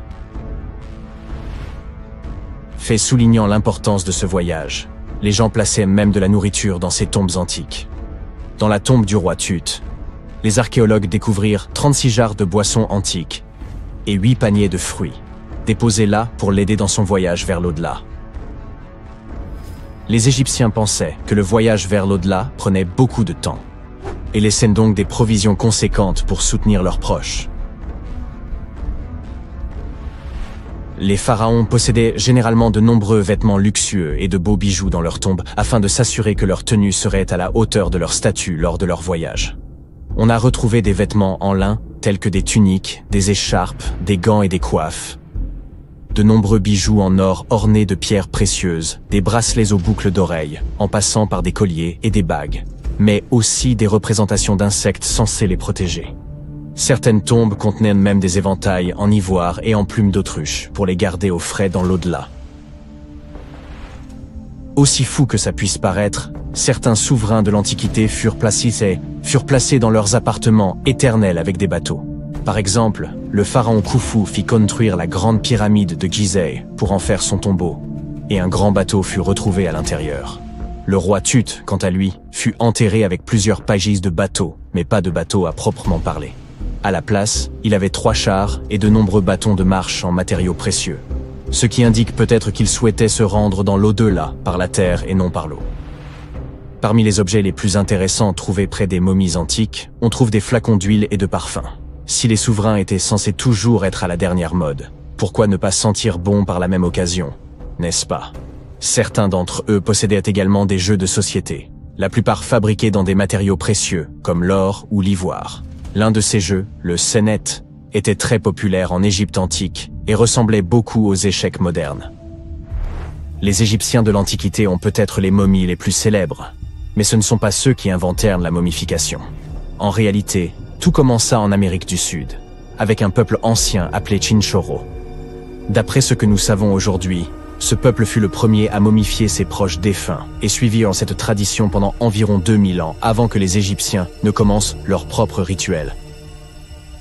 Certes, l'étude de ces momies permet d'en apprendre beaucoup sur les souverains de l'Antiquité, mais jusqu'à récemment, nous n'avions encore aucune idée de ce à quoi les défunts ressemblaient vraiment de leur vivant. Cependant, il n'y a pas si longtemps que cela, des peintures de momies très particulières furent découvertes par des archéologues qui étudiaient des objets égyptiens antiques. Ces portraits de momies sont des peintures très détaillées d'individus réalisés de leur vivant. Ils étaient souvent peints sur du bois, contrairement aux portraits sur toile classiques que nous connaissons tous. Ces portraits sont appréciés pour leur réalisme et leur beauté, et ont même été utilisés par des chercheurs pour diagnostiquer des maladies en les comparant aux momies correspondantes. Certains de ces portraits comportent également des représentations de bijoux qui ont été retrouvés plus tard sur les momies. La découverte récente de ces portraits de momies en Égypte centrale revêt une grande importance, car c'est la première fois depuis plus d'1 siècle que de telles peintures sont retrouvées. Les momies sont apparues partout dans le monde de manière naturelle. En effet, la momification peut se produire sans que l'homme n'intervienne, en raison de conditions naturelles, par exemple des environnements extrêmement froids ou chauds, des endroits où l'oxygène manque, ou une exposition accidentelle à des produits chimiques qui préservent le corps. Les conditions que je viens de citer ne permettent pas aux bactéries de se développer, ce qui fait que le corps reste plus ou moins intact. Le célèbre Otzi est l'une de ces momies. Nous savons aujourd'hui qu'il s'agissait d'un homme ayant vécu il y a environ 5000 ans en Europe. Mais lors de sa découverte dans les Alpes en 1991, les autorités autrichiennes crurent d'abord qu'il s'agissait d'un alpiniste moderne en raison de la bonne conservation du corps. Cependant, après avoir retiré l'homme des glaces du glacier, il fut établi qu'il datait en fait de l'âge du cuivre. As-tu déjà entendu parler de Göbekli Tepe? C'est un site ancien en Turquie qui a littéralement fait réécrire les livres d'histoire par les historiens. Il y a plus de 11 000 ans, un groupe d'hommes préhistoriques a créé ce chef-d'œuvre énigmatique qui serait même plus ancien que Stonehenge. Avant sa découverte, les archéologues croyaient que les gens ne connaissaient pas encore le fer et n'étaient pas bien doués pour faire de la poterie. Ils étaient convaincus que la vie sédentaire n'avait émergé qu'avec le besoin d'agriculture. Mais Göbekli Tepe a déjoué cette croyance. Ce lieu a révélé que c'était le temple qui avait ouvert la voie à une vie sédentaire, et non pas un mode de vie agraire.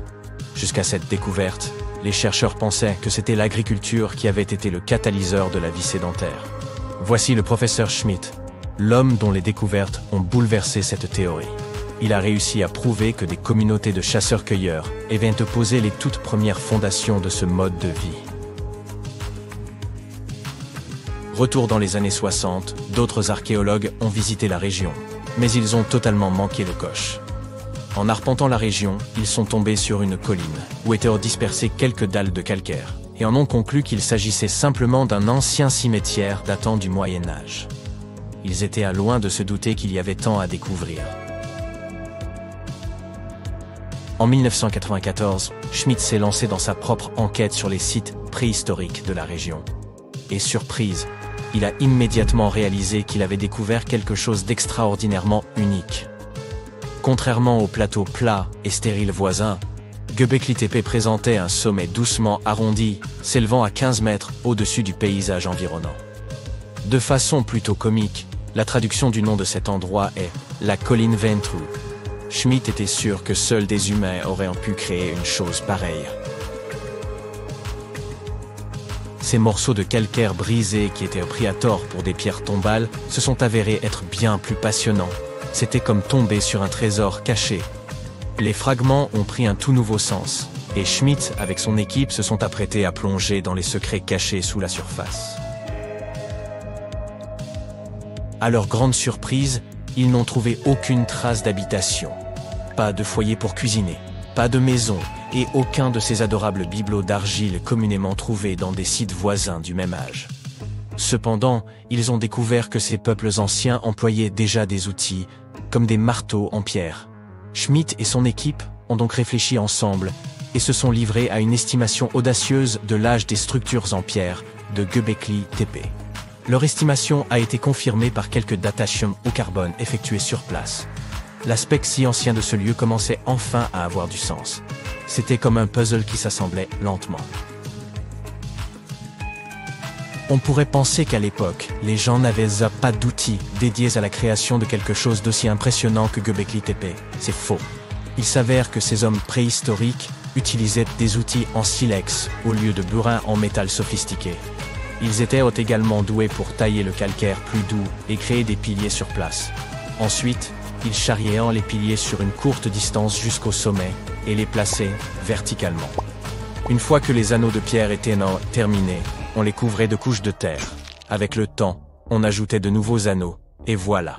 Ça nous donne une colline épatante pour impressionner les gens dans le futur. Au cours de leur première année de fouilles, l'équipe a retrouvé près de 15 000 fragments d'ossements provenant de créatures sauvages.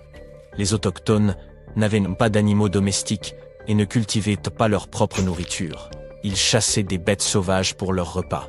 Mais les choses étaient sur le point de changer, car l'endroit présentait tout ce dont ils avaient besoin pour commencer à se livrer à l'agriculture. Les scientifiques affirmaient qu'ils disposèrent de céréales et de moutons sauvages qui auraient pu être domestiqués. Et devine quoi? À seulement 32 km de là, dans un village préhistorique, des généticiens ont retrouvé des traces des plus anciennes souches de blé domestiquées au monde.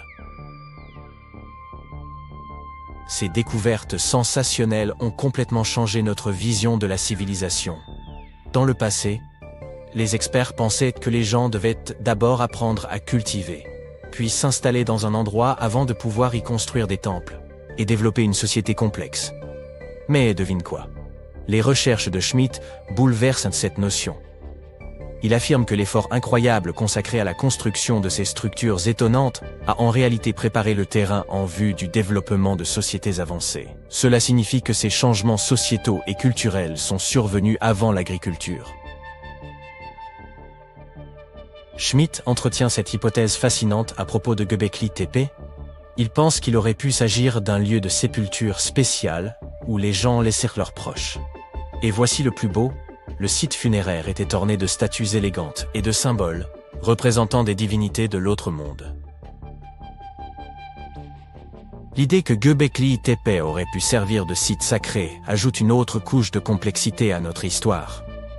Alors que le véritable intérêt du site peut nous échapper, les réflexions de Schmitt nous invitent à considérer le lien profond qui unit la vie et l'au-delà et le respect que ces sociétés de chasseurs-cueilleurs auraient peut-être nourri pour leurs défunts ancêtres.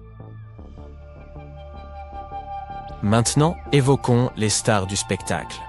Les fascinantes colonnes en forme de T qui dominent Göbekli Tepe. Ces structures mystérieuses mesurent de 3 à 6 mètres de hauteur et représentent très probablement des figures humaines stylisées. Mais l'une d'elles se distingue du reste. Un bas-relief de lion en 3 dimensions. Cette représentation stimule vraiment notre imagination. Pourquoi? Parce qu'elle suggère la possibilité que des lions aient erré en Anatolie durant la période néolithique. Ces pierres levées sont disposées en cercles et placées dans des fosses rectangulaires. Chaque cercle a une configuration similaire. 2 grands piliers en forme de T au centre, entourés de piliers légèrement plus petits, orientés vers l'intérieur. Tu parles d'un arrangement élégant. Ces imposants piliers atteignent les 5 mètres et pèsent entre 7 et 10 tonnes. Certains d'entre eux sont simples et épurés, tandis que d'autres sont de véritables œuvres d'art avec des gravures complexes. Les renards, les scorpions et les vautours prennent vie, rampent et se tordent sur les côtés des piliers. Mais il n'y a pas que des animaux qui soient représentés sur ces pierres. Certains piliers portent des formes abstraites représentant des hommes et même de petites gravures figurant des vêtements. Certains d'entre eux ont même des ceintures. Enfin, il y a un pilier qui se démarque des autres, comme une véritable rockstar. Ce très ancien pilier de pierre suggère qu'une comète se serait écrasée sur Terre. Cela s'est produit pendant une période froide qui a duré environ un millénaire. Des études antérieures, examinant les carottes de glace du Groenland, avaient déjà évoqué cette théorie de la comète. Mais maintenant, les gravures de Göbekli Tepe la confirment. Les gravures de ces piliers sont comme une bande dessinée historique. Elles montrent même une figure humaine sans tête. Les chercheurs ont traité ces images par ordinateur et ont découvert leur lien avec les constellations, ce qui indique que ce temple aurait pu être un ancien observatoire. C'est comme si nos ancêtres essayaient de documenter cet événement cataclysmique de leur manière unique. Les archéologues fouillent et analysent Göbekli Tepe depuis le milieu des années 90, révélant couche après couche d'histoire et nous fournissant une compréhension plus profonde des relations complexes qui régissaient les premières sociétés. Et ils n'ont aucune intention de s'arrêter pour les 150 années à venir. Qui sait ce qu'on trouvera encore? Car vois-tu, Göbekli Tepe a été uniquement considéré comme un site rituel, sans signe d'activité domestique. On nous a laissé croire que l'absence d'eau signifiait qu'il ne pouvait pas supporter de communautés semi-sédentaires. Mais les chercheurs pensent qu'il est temps de secouer les choses et d'approcher Göbekli Tepe avec un regard neuf. Il pourrait être bénéfique de remettre en question ce que nous croyions auparavant et d'utiliser de nouvelles preuves et différentes façons de penser. Ainsi, il pourrait y avoir un groupe de personnes vivantes dans cette région qui ne restaient pas au même endroit tout le temps. Ils se déplaçaient un peu mais avaient tout de même une culture propre, vivant dans la région de manière semi-sédentaire. Göbekli Tepe n'est pas seulement l'emplacement d'un temple unique, mais aussi d'une incroyable collection de plus de 20 structures anciennes. À mesure que les archéologues sondent les profondeurs de cette merveille, ils en comprennent la disposition unique, avec 2 points focaux proéminents au cœur de chaque fondation, complétés par des structures plus petites et des murs de partage. Ce qui était encore plus fou, c'est que l'on compte également plus de 200 obélisques dans les parages. Vous êtes bien plus néandertalien que vous ne le pensez, du moins en ce qui concerne votre ADN. Ces anciens hominidés étaient plus trapus et plus robustes que les humains d'aujourd'hui. Ils fabriquaient des outils en pierre, maîtrisaient le feu, portèrent des vêtements et pratiquaient certains rituels spécifiques. La théorie officielle voudrait qu'ils se soient éteints il y a 40 000 ans. Toutefois, une nouvelle étude suggère qu'il est probable que les néandertaliens ne se soient jamais complètement éteints, mais aient plutôt fusionné avec les humains modernes. Il semblerait que chaque être humain actuel possède environ 3% du génome néandertalien dans son ADN. Si cela est avéré, cela indiquerait que les néandertaliens étaient bien plus liés à nos ancêtres que nous ne le pensions, partageant avec eux une longue histoire de cohabitation. Les néandertaliens étaient des proches parents des humains modernes. Mais nos lignées se sont séparées il y a environ un demi-million d'années. Il y a plus de 10 ans, les scientifiques ont découvert que les néandertaliens formèrent des familles avec les premiers humains ayant quitté l'Afrique. En conséquence, les populations vivant aujourd'hui en dehors de l'Afrique possèdent environ 1 à 2% d'ADN néandertalien dans leur patrimoine génétique. À ce jour, nous disposons de seulement 3 exemples vraiment concluants de code génétique complet provenant de ces anciens hominidés. Le premier provient d'os découverts dans une grotte en Croatie, datant de 50 à 65 000 ans. Les 2 autres exemples, âgés d'environ 80 000 et 50 000 ans, ont été retrouvés dans 2 grottes situées en Eurasie. Les scientifiques ne sont pas encore certains de la manière dont l'ADN des humains modernes s'est introduit dans l'alphabet génétique des néandertaliens, en raison du manque de matériel à étudier. Cependant, en comparant l'ADN de 3 néandertaliens avec celui de 2000 humains modernes, ils ont découvert que cet ADN pourrait contenir jusqu'à 3,7% de code génétique humain. Cela signifierait que dans l'ancienne population néandertalienne, environ 1 parent sur 30 était un Homo sapiens. Les chercheurs ont découvert que l'ADN des humains modernes s'était intégré au patrimoine génétique néandertalien lors d'au moins 2 périodes distinctes de métissage entre les 2 espèces. La première aurait eu lieu il y a 200 000 à 250 000 ans, et la seconde, il y a environ 100 000 à 120 000 ans. Il est possible que d'autres périodes de mélange aient existé, mais elles ne sont pas observables dans les séquences d'ADN dont nous disposons aujourd'hui. Une autre étude récente, qui ne fait pas encore l'unanimité au sein de la communauté scientifique, suggère que la majorité de l'ADN néandertalien présent chez les humains modernes proviendrait d'une seule grande période de métissage, survenue il y a environ 47 000 ans, et qui aurait duré près de 6800 ans. Des crânes datant de presque 100 000 ans ont été découverts dans 2 grottes au Moyen-Orient. Ces crânes, qui semblent appartenir à certains des premiers hommes modernes, présentent des caractéristiques comme des arcades sourcilières plus proéminentes, suggérant la présence d'ADN néandertalien. Cela pourrait s'expliquer par un flux génétique des néandertaliens qui s'inscrirait dans la période de métissage évoquée. L'étude s'est également penchée sur les divergences génétiques entre les 3 génomes néandertaliens disponibles, révélant que leur population était encore plus réduite qu'on ne le croyait auparavant. Ce constat pourrait constituer une nouvelle preuve que les néandertaliens n'ont pas simplement disparu, mais qu'ils se sont en réalité fondus dans le patrimoine génétique des humains modernes. De nombreux groupes d'Homo sapiens ont quitté l'Afrique et se sont emmêlés avec les néandertaliens que ces derniers n'ont pu demeurer à part. À l'avenir, les chercheurs ambitionnent d'explorer l'impact de l'ADN des humains modernes sur les néandertaliens, ce qui pourrait éclairer les conséquences, positives ou négatives, d'un tel métissage. Les néandertaliens ne sont pas nos seuls ancêtres éloignés. Autrefois, au moins 9 espèces humaines peuplaient notre planète. L'une d'elles, Homo habilis, surnommé l'homme habile, doit ce nom à la découverte d'outils en pierre parmi ses restes. Cet hominidé a vécu en Afrique orientale et australe, il y a 2,4 à 1,4 millions d'années. Homo habilis se distinguait par un cerveau légèrement plus volumineux que celui de ses prédécesseurs et un visage rappelant celui des grands singes. L'Homo habilis mesurait environ 1,20 m et avait une alimentation variée. Pendant longtemps, les scientifiques l'ont considéré comme le plus ancien membre de la lignée humaine. Cependant, de nouvelles méthodes de datation ont révélé que l'Homo erectus, un autre hominidé, pourrait être plus ancien et ne pas être directement apparenté à l'Homo habilis. Homo naledi, découvert en 2013 dans une grotte en Afrique du Sud, est un membre encore plus énigmatique de notre famille humaine. c'est la seule région du monde où ces restes aient été retrouvés. Bien qu'ils se soient déplacés debout, mesurant environ 1,40 m pour un poids d'environ 40 kg, ils étaient également adeptes de l'escalade. Leur cerveau était petit, et nous connaissons peu de choses sur leur mode de vie, car aucun outil en pierre ou autre élément culturel n'a été découvert. Toutefois, certains scientifiques émettent l'hypothèse qu'ils pourraient avoir enterré leurs morts et pratiqué l'art rupestre. En 2010, des fossiles ont été mis au jour dans une grotte de Sibérie, mais leur appartenance à une espèce précise restait incertaine. Ces fossiles sont ceux des Denisoviens, un groupe ayant vécu entre 1904 000 et 50 000 ans avant notre ère.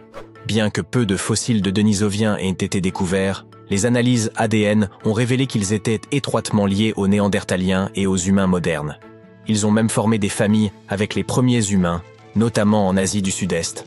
Faute de fossiles suffisants, les Denisoviens n'ont pas reçu de nom d'espèces distinctes, mais leurs gènes se retrouvent dans l'ADN des humains actuels, suggérant qu'ils pourraient appartenir à notre propre espèce. À mesure que les chercheurs approfondissent leurs études sur les Denisoviens et les fossiles découverts en Asie, notre compréhension des différentes espèces humaines et de leur place dans notre arbre généalogique pourrait s'affiner. En 2003, des fossiles d'une espèce humaine de très petite taille ont été mis au jour dans une grotte sur l'île de Flores, en Indonésie. Ces individus, appartenant à l'espèce Homo floresiensis, ont vécu de 100 à 5000 ans avant notre ère. Ils ne mesuraient qu'environ 1 mètre de hauteur. Les scientifiques pensent qu'ils descendent probablement de l'Homo erectus et qu'ils auraient rétréci au fil du temps, en raison des ressources alimentaires limitées sur cette île isolée. En raison de leur petite stature, ils sont parfois surnommés les hobbits. Il y a environ 4000 ans, les Homo sapiens, c'est-à-dire nous, étaient les derniers représentants d'une lignée diversifiée d'espèces humaines capables de se mouvoir sur 2 jambes. La question se pose alors, que sont devenues les autres espèces et avons-nous joué un rôle dans leur disparition? Certains experts suggèrent que notre survie serait due à la longévité accrue de notre progéniture ou à notre meilleure capacité à nous adapter aux changements climatiques. D'autres pensent que nous avons peut-être concurrencé ces autres espèces humaines, voire fusionné avec elles en partageant nos gènes. Les premiers Homo sapiens, qui sont apparus en Afrique il y a environ 3000 ans, ne nous ressemblaient pas exactement, mais ils étaient bien plus proches de notre aspect que les autres hominidés. Ils avaient des crânes hauts et arrondis avec des fronts presque verticaux. Contrairement aux Néandertaliens, ils ne possédaient ni les épais sourcils ni les mâchoires saillantes présentes chez l'Homo naledi. Fait intéressant, ils avaient également un menton, une caractéristique unique parmi les premiers humains, bien que sa fonction reste un mystère. Les Homo sapiens vivaient en groupes plus importants et possédaient une diversité génétique plus grande que les autres hominidés. Cette organisation sociale étendue offrait de nombreux avantages, non seulement pour la santé, mais aussi pour la survie. Les vastes réseaux entretenus à travers diverses régions agissaient ainsi comme un filet de sécurité. En cas de pénurie, ils pouvaient se tourner vers d'autres groupes et ces derniers leur portaient assistance, car ils n'étaient pas considérés comme des rivaux, mais comme une seule et même famille. Ces réseaux étendus facilitaient également la diffusion d'idées et d'inventions nouvelles. Une simulation de grande ampleur a révélé que les espèces humaines ultérieures ont pu coloniser divers environnements grâce à ces vastes réseaux et à leur remarquable capacité d'adaptation. Bien que les Néandertaliens fussent très intelligents, les Homo sapiens disposaient peut-être d'un subtil avantage intellectuel. Des inventions modestes, telles que le tissage et les aiguilles à coudre, pourraient nous avoir accordé un avantage décisif. Les scientifiques ont découvert des traces de tissage datant de 35 000 ans et des aiguilles à coudre remontant à 3 000 ans. Le tissage permettait de fabriquer des paniers et des filets pour attraper la nourriture, tandis que les aiguilles à coudre permettaient de confectionner des vêtements et des abris plus efficaces, assurant ainsi chaleur et protection, 2 éléments cruciaux pour la survie. Cette demeure confortable avec vue magnifique sur la mer Méditerranée fera un parfait abri contre la pluie. Voilà à quoi aurait pu ressembler une annonce immobilière pour l'homme de Néandertal il y a 100 000 ans. Tu vas aujourd'hui découvrir des grottes étranges et merveilleuses dans lesquelles tu pourrais vivre, ou pas. Bien sûr, à l'époque, ni l'immobilier ni la publicité n'avaient encore été inventés, sans parler du fait que les Néandertaliens ne savaient pas construire de maisons et vivaient souvent dans des grottes. Pourtant, l'une de ces grottes ressemble énormément à un immeuble d'habitation. Elle est située à l'intérieur d'un haut monolithe calcaire, connu comme étant le rocher de Gibraltar. Si les Néandertaliens avaient possédé une économie, les grottes à l'intérieur de ce rocher auraient certainement coûté une fortune. Des marins l'ont découverte en 1907, tout simplement en remarquant un grand trou à l'intérieur de l'imposant rocher. Pendant de nombreuses années, les scientifiques ont étudié cet endroit et ils y ont trouvé des traces de Néandertaliens. Ils ont découvert des outils anciens dans la grotte ainsi que des ossements d'animaux.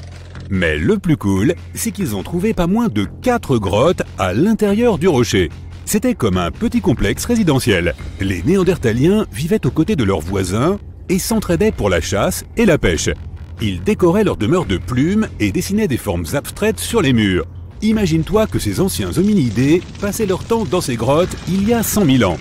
Et maintenant, ce sont les scientifiques qui passent tout leur temps à étudier en détail la vie de l'homme de Néandertal. Fin 2021, des archéologues ont découvert un trou ouvrant sur un tunnel à l'intérieur de l'une des grottes. Ils se sont glissés dans cette ouverture et ont dégagé un espace jusqu'alors inconnu sous le plafond de la grotte. Cet endroit était inaccessible depuis plus de 40 000 ans et il semble que cet était l'un des appartements les plus prestigieux de tout le complexe de la montagne. Il possède de hauts plafonds couverts d'anciennes stalactites. Des rideaux de pierre effondrés divisaient l'appartement en plusieurs pièces. Ces scientifiques ont aussi trouvé des restes d'animaux ainsi que des marques de griffes sur les murs. Il semble que les Néandertaliens n'aient jamais vécu ici, mais ils avaient l'habitude de visiter cet endroit. Les archéologues y ont également trouvé la coquille d'un escargot de mer appelé Nucella lapillus, ou pourpre de l'Atlantique. Un Néandertalien l'aurait apporté dans ce lieu pour une raison qu'on ignore. Mais les principaux propriétaires de cet endroit étaient les hyènes. Ces grottes montrent que les Néandertaliens étaient plus proches des humains que des singes. Ils avaient un mode de vie et même quelques coutumes propres. Il reste encore beaucoup de travail et les scientifiques espèrent faire de nouvelles découvertes à l'intérieur de ce rocher. Entre-temps, en 2003, des archéologues ont découvert une autre habitation ancienne sur l'île de Flores, en Indonésie. Au cœur de la jungle verdoyante, ils ont trouvé une grotte abritant des outils anciens. Au début, tout le monde a pensé que nos ancêtres humains avaient vécu ici. Mais peu après, les scientifiques sont tombés sur un étrange squelette d'adulte. Une analyse approfondie a montré que le squelette appartenait à une femme de 30 ans mesurant 1 mètre, soit à peine un peu plus que la moitié d'un adulte moyen. Le poids de la femme était égal à celui d'un berger allemand adulte.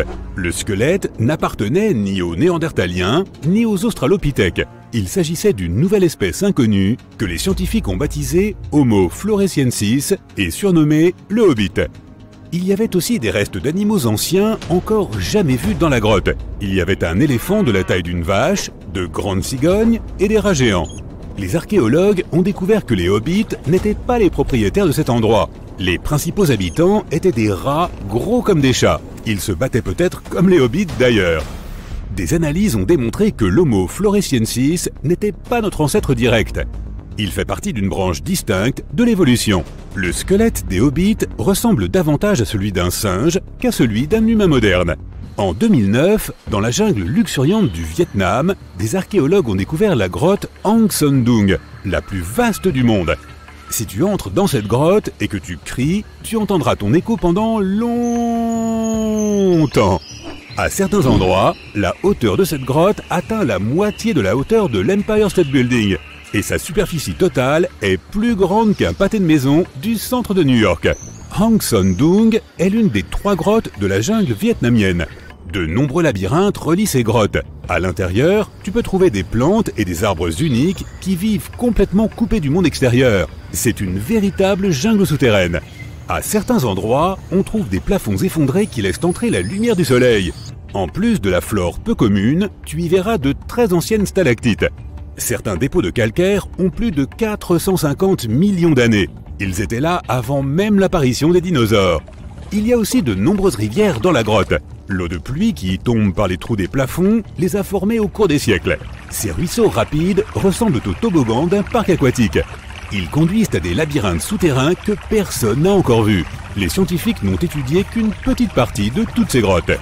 La grotte suivante, elle aussi des plus étranges, se trouve en Nouvelle-Zélande. Des centaines de milliers de lucioles vivent à l'intérieur. Chacune d'entre elles brille d'une lumière bleutée. Ensemble, elles illuminent la grotte. Tu auras peut-être l'impression d'être sur une autre planète, mais tu ne pourras pas rester très longtemps. Il y a partout des appareils pour mesurer l'air. Les scientifiques veillent à ne pas excéder le niveau du dioxyde de carbone nécessaire à l'existence des lucioles.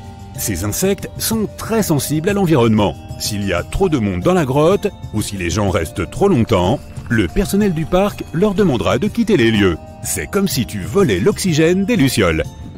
Nous avons donc vu quelques grottes plutôt étonnantes. Mais que dirais-tu d'une grotte effrayante ? Nous allons pour cela dans le désert de la province d'Al-Mara, au Yémen. Ce que nous cherchons n'est pas une grotte, c'est juste un trou noir dans le sol, en plein milieu du désert. Il est grand, de la taille d'un terrain de basket. Ce n'est pas sa taille qui est effrayante à vrai dire, mais ce qui se trouve à l'intérieur. Les scientifiques ne sont toujours pas sûrs de ce que c'est. Des profondeurs de ce gouffre noir, une odeur dégoûtante d'œufs pourris se dégage constamment. Et parfois, on peut entendre des sons étranges et terrifiants. La noirceur du trou géant du Yémen absorbe tous les rayons du soleil. Tu ne verras donc pas ce qu'il peut y avoir à l'intérieur, même avec une puissante lampe de poche. Des gens ont survolé cet endroit en hélicoptère. Ils l'ont filmé à l'aide de drones et des puissants objectifs, mais ils n'ont rien pu immortaliser, si ce n'est l'obscurité totale. On dirait une énorme tache d'encre au milieu du sable doré. Les habitants même ont peur de s'approcher de cet endroit. Ils pensent que la grotte conduit vers une autre dimension où vivent des créatures maléfiques. Pour l'instant, le trou du Yémen est l'un des phénomènes les plus mal étudiés et les plus mystérieux de notre monde naturel. Comment est-il apparu? Depuis quand existe-t-il? Où mène-t-il? Nos scientifiques tentent de trouver des réponses à ces questions. Selon certaines théories, le trou serait apparu à cause de travaux de construction. Des géologues auraient foré le sol à proximité à la recherche de minéraux. Cela aurait provoqué des mouvements dans la croûte terrestre et causé l'effondrement de la surface. Mais personne ne peut prouver cette théorie. Tout au moins, pas encore. Et maintenant, imagine un endroit où la lumière du soleil n'a pas pénétré depuis plus de 5 millions d'années. Il y a peu d'oxygène dans cet endroit qui est froid et humide. Pourtant, la vie y a quand même fait irruption, pas seulement sous la forme de microbes et de bactéries, mais aussi de créatures plus grandes. Les conditions de vie dans cette grotte sont très différentes des conditions que l'on connaît. Alors, dans un sens, cette grotte est un peu comme une autre planète. Il s'agit de la grotte de Movile, située dans le sud-est de la Roumanie, près de la mer Noire. Son entrée est un petit trou dans le sol. À l'intérieur, un tunnel mène profondément sous la surface. Les niveaux de sulfure d'hydrogène et de dioxyde de carbone y sont supérieurs à la normale. L'air ici contient moitié moins d'oxygène qu'à la surface. Il est donc impossible pour les humains d'y demeurer sans bouteille d'oxygène. Mais les animaux qui vivent là se portent très bien. Cette grotte abrite 48 espèces d'organismes vivants. 33 d'entre elles nous sont encore inconnues. Ici, tu rencontreras des insectes extraordinaires, des escargots blancs et des araignées blanches elles aussi, des mille-pattes avec d'énormes moustaches, des crevettes transparentes et des espèces uniques de sangsues. Tous vivent dans ce lieu grâce aux petits organismes autotrophes. Ils absorbent le dioxyde de carbone et libèrent des particules de nourriture. Les bactéries s'en nourrissent, d'autres organismes plus grands se nourrissent de ces bactéries, et d'autres organismes plus gros encore mangent les plus petits. Au final, tout le monde se nourrit. Dans cette grotte, l'évolution a créé un système biologique complètement séparé du reste du monde.